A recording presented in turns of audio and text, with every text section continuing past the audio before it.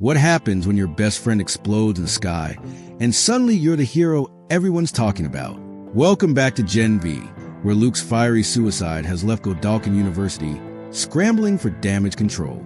Episode 2 doesn't let you breathe. It throws Marie into the spotlight she never wanted while dark secrets bubble beneath the surface. This is first day, and trust me, nobody's having a good one.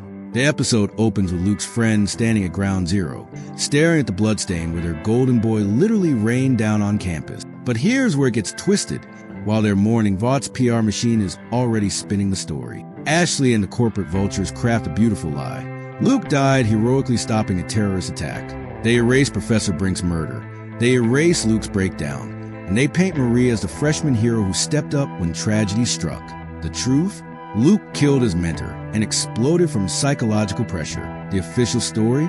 Luke saved lives, and Marie's the brave new face of Godalkin University. This is how the system works. Death becomes marketing, trauma becomes brand management, and grieving students become props in a corporate narrative. Marie wakes up to find herself thrust into the top 10 rankings, the first freshman ever to achieve this honor. Sounds amazing, right?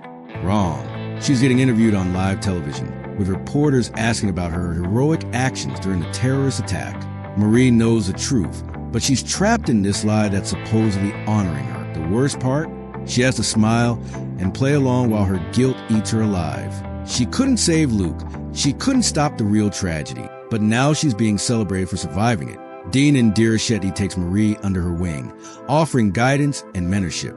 On the surface, Shetty seems caring and supportive, but there's something calculating in her eyes, like she's studying Marie rather than helping her. Meanwhile, Marie learns something devastating. Vaught contacted her sister Annabeth, the only family she has left, and Annabeth wants nothing to do with her. The system gives Marie fame, but takes away the only relationship that matters.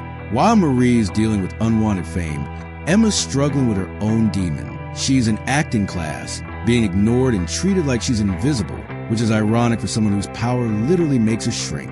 Enter Justine Garcia, a classmate who seems friendly and supportive. She partners with Emma when others won't, listens to her problems, and becomes a friend Emma desperately needs. But here's where trust becomes poison. Emma opens up about her eating disorder, how she has to throw up to shrink, how her powers are literally tied to her trauma around food and body image. It's the most vulnerable thing she could share. Justine seems understanding, even supportive. Emma finally feels like someone gets her struggle. Then Justine betrays her in the cruelest way possible. She posts Emma's secret online, exposing her eating disorder to the entire internet. Emma's most private pain becomes public humiliation. The confrontation is brutal. Emma's rage isn't just about betrayal. It's about having her trauma weaponized against her by someone she trusted. Andre and Kate refuse to accept the official story about Luke's death. They know their friend, and they know something drove him to madness. Andre is consumed by guilt. He was Luke's best friend, and he missed all the signs. How do you live with yourself when your closest friend explodes in front of you, and you never saw it coming? Kate's approach is more strategic. She starts digging through Luke's belongings, looking for clues about what haunted him. Her mind control powers make people forget she was ever there, the perfect ability for an investigation. They find something that changes everything. A secret recording that reveals Luke's visions of his brother Sam weren't hallucinations. Sam is real, he's alive, and he's being held in a hidden facility called the Woods. This isn't just about Luke anymore. It's about a conspiracy that goes to the heart of Godalkin University. Students aren't just being educated here. Some are being imprisoned. During her televised interview, Marie faces an impossible choice. The interviewer asks about other students who might have been involved in the incident. Marie knows Jordan tried to help Luke, tried to calm him down before the explosion. She could tell the truth and drag Jordan into this nightmare, or she could lie to protect them. She chooses to lie, withholding Jordan's involvement. But this lie comes at a cost. The interview makes Marie a star, but every word feels like glass in her mouth. She's becoming the face of something she never wanted to represent. Andre breaks away from Kate to search Professor Brink's office alone. Using his magnetic powers, he manipulates locks and security systems, turning his abilities into tools for uncovering truth. What he finds in Brink's files is horrifying. Documents about the Woods, records of students who disappeared, and evidence that professors are complicit in these disappearances. Brink wasn't just Luke's mentor.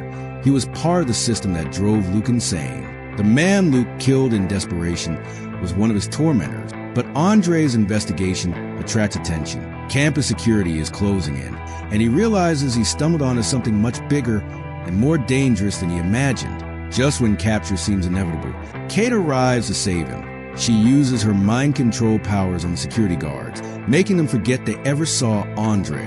Kate's rescue of Andre comes at a terrible price. She's been overusing her mind control powers throughout the episode, erasing memories, manipulating people, pushing her abilities beyond their limits. The human brain isn't meant to control other minds constantly. Every time Kate uses her power, it takes a toll on her own mental state. As she and Andre make their escape, the strain finally breaks her. She collapses in Andre's arms, having a full seizure from the neurological damage she's inflicted on herself. Andre holds her, watching the person who just saved him convulsing from the effort. It's a brutal reminder that every power comes at a cost, and heroism often means destroying yourself to save others. The episode ends with Andre cradling an unconscious Kate, both of them knowing they've discovered something that could get them killed, and that Kate might have permanently damaged herself to uncover it. So what's First Day really about? It's about how institutions weaponize tragedy for their own benefit. Luke's suicide becomes a terrorist attack. Marie's trauma becomes a marketing campaign. Emma's eating disorder becomes content for public consumption. Students disappearing becomes business as usual. Godalkin University doesn't just cover up scandals, it transforms them into opportunity. Every tragedy becomes a chance to create new heroes, new narratives, new ways to maintain control. Marie's in the top 10 now, but at what cost? She's trapped in a lie, isolated from her family, and surrounded by people who see her as a symbol rather than a person. The woods are real, Sam is alive, and the conspiracy goes deeper than anyone imagined. But investigating the truth might cost Kate her sanity and put everyone in mortal danger. Next episode, we'll see how far this rabbit hole really goes, and whether our heroes can survive learning the truth about the place they call school. Drop your theories about what's happening in the woods, and let me know if you think Marie can stay true to herself while playing Vaught's game. Because in Gen V, the first day is never really over. It's just the beginning of a much longer nightmare. Drop your theories in the comments. Hit that like button if this recap blew your mind like Luke blew up campus.